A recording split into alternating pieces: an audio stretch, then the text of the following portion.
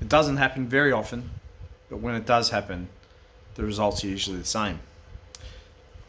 I want to talk to you about what happens when somebody calls you to their house to pray with them and for the people in their house, and then in their house themselves when there's a manifestation of something evil going on. In the Gospel of Mark, the Jesus proves itself to be a supernatural book. In 16 chapters, there's approximately 19 references to the casting out of unclean spirits or the temptation of Jesus Christ himself by Satan in the desert. In one of these stories, Jesus comes across a lake and he's confronted by a man who is so powerful that he's breaking chains that are holding him in the tombs at night time. This man cuts himself with stones, he screams out, and he's basically all trouble. But at the same time, he has so much power that they need chains to restrain him. In the work I do, I work with a lot of people who are either coming off drugs like methamphetamine, or they're currently still using methamphetamine, and they can break things and they can flip things and they can sort of almost seem to have supernatural strength, but they certainly couldn't break chains off their wrists if they were chained up. So what we're starting to talk to here is this issue of power versus authority. Say for example, and I wouldn't because I'm in a motorcycle club, but if I came to your house and pretended to be a police officer, you wouldn't come with me no matter what I said.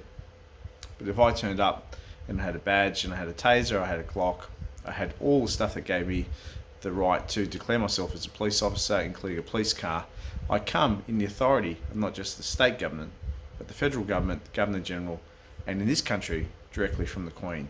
So if I turn up at your house impersonating something I'm not, you're not going to respond, and I have no authority over you, no matter how powerful you are.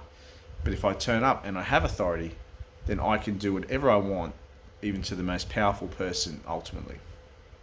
So in that issue of power versus authority, Jesus comes across the lake. He sees the man that's breaking the chains, who is all powerful in this physical sense. And the guy says to Jesus, "Jesus, Son of the Most High God, what do you want to have to do with us?" Which is interesting because he's never seen Jesus before, yet he knows who he is, in a way that's never been declared really in the fullness of that sense to his followers. And he also said the plural word of us. When Jesus asked him what his name is, he said, "Our name is Legion, for we are many." Well, Legion's, I think, 4,500 Roman soldiers and 350 cavalry. So there's a lot of things going on internally for him, and it's powerful. Jesus says, "Come out of him, you unclean spirit," and there begins a dialogue where this man who's possessed by an unclean spirit, which is revealed to be later on demons, asks for these things to be sent into the pigs in the surrounding area. And interestingly enough, Jewish people couldn't touch or eat pigs, so these are for the Roman occupiers to eat. He says, "Send us into the pigs," which Jesus does. The pigs run into the lake, they drown, the man's in his right mind again. And typically when something happens that God does, everyone else comes back and says, "Get out of town, Jesus, you're a troublemaker." So in a nutshell, that's just a revisiting of that story where Jesus has the ultimate authority no matter what power he comes against. So let's bring that into our world now. Probably 16 weeks ago, I got a phone call from somebody I used to work with who had a massive issue going on in their house. Now at first, like all of these things, when someone thinks it has a supernatural origin, you debunk it. You start to ask questions that could maybe, it's almost like the Occam's razor theory, go to the most simplest idea, and that's probably what it's going to be. So in this case, when I'm told that her young fella, her child is talking to something in his room constantly, I straight away say, well, it could be an imaginary friend. My daughter had an imaginary dog called Pizza, and one day we were asked at school, how's Pizza going, or how's the family going, because Pizza was dead, and we didn't know anything about Pizza. So we asked, is this potentially an imaginary friend? Is this just childish play? Just keep an eye on it. And so about a week later, my friend rang me back and said, I had the weirdest dream last night. And I said, tell me about the dream. And she said, this angelic being appeared in my dream and was sort of floating above me and said my name is, a description of a name I've never heard before. I am the protector or the guardian angel of mothers and children. And when she opened her eyes, this being was still present. She said, "I think this is our guardian angel. I'm going to communicate with it." And my first my first thought, both from what the scriptures say about communicating with spirits and also the fact that Satan himself can manifest as an angel of light, was I probably wouldn't. But I generally take the position of not telling people what to do or think. I just give them some clarity from the scriptures and from experience. So my friend began conversing with this thing, and then a week or two later, we were back in contact, and she says things are starting to manifest in the house, like physically manifest. I mean, you can debunk an imaginary friend. You can say a dream is simply a dream, or it could be sleep paralysis. So you can look at that, almost through this null hypothesis type view, that it's just something that could be going on in people's heads. But the next stuff was very different. When plantation shutters, the blinds in houses, are being opened after people go to bed and no one's got up and opened them, and I mean opened one direction first and then opened the other direction next and then opened on both directions another time, there's a physical manifestation. Something seems to be in the house, whether it's another human or whatever it happens to be. But my friend was adamant that this wasn't happening. And again, she started to do Buddhist rituals, Buddhist prayers, being a Buddhist, to try to get rid of this thing. So that involved, I think, prayer wheels. I think it involved some incantations and the burning of sage and different things. Again, I don't believe that religion has the authority that is required to get rid of spiritual beings. So I just left my friend to her devices, and like a good researcher, come back and ask how it went. Things started to take a turn for the worse. The manifestations in the house began to become patently more dark, and the sense of what was going on in the house was that it was malevolent. And so my friend rang me and said, "I need the Anglican priest to come and pray for me. Can you get in touch with them?" Which I did, but that couldn't eventuate, because to be honest, I would rather not have to do this. It's draining. You come back and there's this sense in you of not disgust, but you really almost feel like you brought something back with you after you go into houses and pray.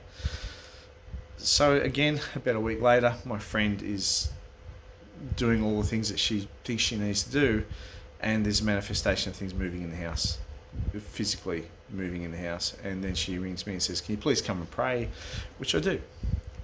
I drive from my place, which is half an hour out on a country block, into what is our regional rural city to visit her. And as I'm driving in, she phoned me and she was crying, and she said, "I just yelled out to this thing in the house that you're coming to pray with me. What does it think about that?" And every single thing on her table, in the kitchen, everything rattled and everything moved. Cups, plates, the whole lot. And she was terrified. She says, "I'm in my house with this thing, and my child's in this house with this thing." And like usual, I sort of thought, you know what, I'd rather be doing anything but this, which sounds terrible, right, as a person who has faith in Jesus Christ. But my experience of these events is that it takes everything. So I turned up at the house, went in, beautiful house, nice people, a feeling of complete coldness and kind of malevolent intent without making a false positive out of it. You walk in expecting nothing, but feeling everything. It was simple. Sat my friend down and I just said, "Look, with greatest respect to your Buddhist beliefs, Jesus Christ has all the authority over the spiritual realm, all the authority. Just like in that story from the Gospel of Mark where Jesus cast out the demons from the man into the pigs, he has the authority." But I said, "But you can't just treat this like I'm coming, like it's Harry Potter and I've got a wand. You can't. It's not an incantation. It's not a counter spell. This is the living God. This is the living God. This is Jesus Christ, the Son of the living God, and God Himself, giving me the authority as a believer in His name, not by anything I have. The authority is in His name and by His power to command these things to go." So after about a 20-minute prayer, there was nothing intense about it. There was nothing difficult, nothing violent like other situations I've been in. Everything broke. Everything lifted. And then my friend revealed that when she was a backpacker years and years and years ago, maybe 2 decades ago, a woman had come up to her who was wearing amulets and all sorts of strange things in a foreign country, and told her, "You have a witch's mark on your ribs. It's a mark about this big and it's on this rib." Now, my friend had a birthmark on her rib. She'd never met this woman. She wasn't wearing a bikini. She wasn't wearing anything that could be even remotely seen. And she said, "And you're cursed, and this curse will follow you." And my friend started crying, sharing that. And so we prayed about that. And we just prayed that Jesus Christ would come and break the power of whatever that was as well. Now, the reason I'm telling you this is all of those manifestations that were going on in her house could not be rectified by the rituals of another religion.